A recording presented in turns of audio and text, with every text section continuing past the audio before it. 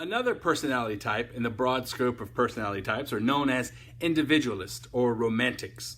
They tend to be more creative types like painters, musicians, authors, poets, etc. They have a unique way of seeing the world and they want to be seen by the world as unique. They are driven by a desire to be special or different, authentic, but most of all, to be accepted for who they are. You may not know who they are from one week to the next as they try on different personas and styles.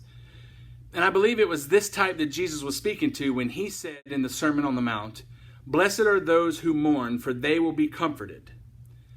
Or as the Message says, you're blessed when you feel you've lost what is most dear to you. Only then can you be embraced by the one most dear to you. The thing that really sets this personality apart from most other types is their comfort with melancholy or sadness. They tend to be drawn to sad movies or heartfelt TV dramas or the emotional indie music. They embrace sorrow like it's a close friend. It's been said that individualists don't have emotions, they are emotions. This comfort with sorrow can likely be attributed to their own feelings of brokenness. Many of them grow up feeling different from everyone else. It might be a physical abnormality. Maybe they're too tall or too short, glasses, freckles, curly hair, anything that can cause a child to feel self-conscious. Or it might be a different way of interacting with the world and their peers.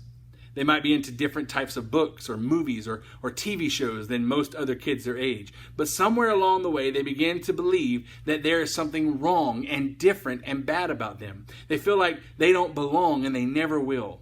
It's like there are key pieces missing in the puzzle of their lives.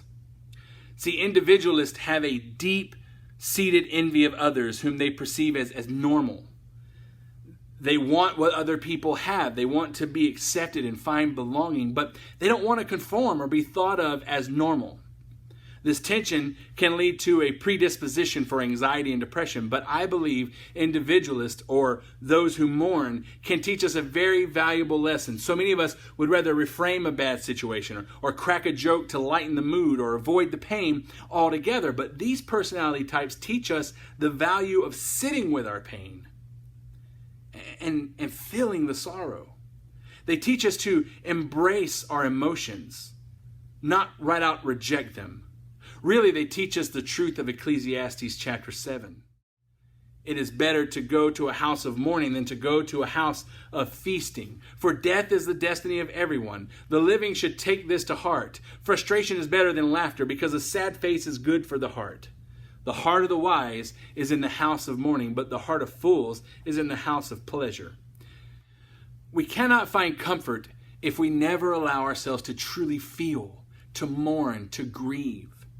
If we keep going through life with a forced smile on our face, pretending that everything is awesome, then we're not opening ourselves up to the possibility of true peace and comfort. The Lego movie was one of our favorite movies a few years ago and featured the popular song, "Everything is Awesome."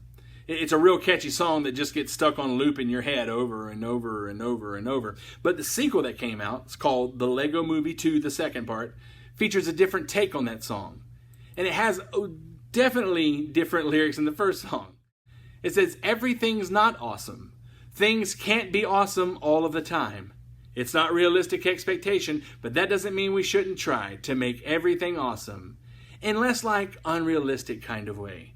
We should maybe aim for not bad, because not bad, well, that would be real great."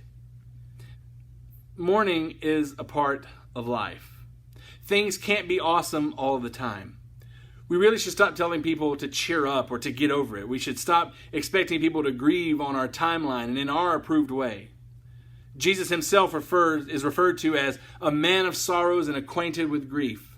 Jesus comes to us in our time of distress, in our grief, in our depression, and he doesn't tell us to turn that frown upside down. He sits with us. He weeps with us. He feels deep compassion and empathy for us.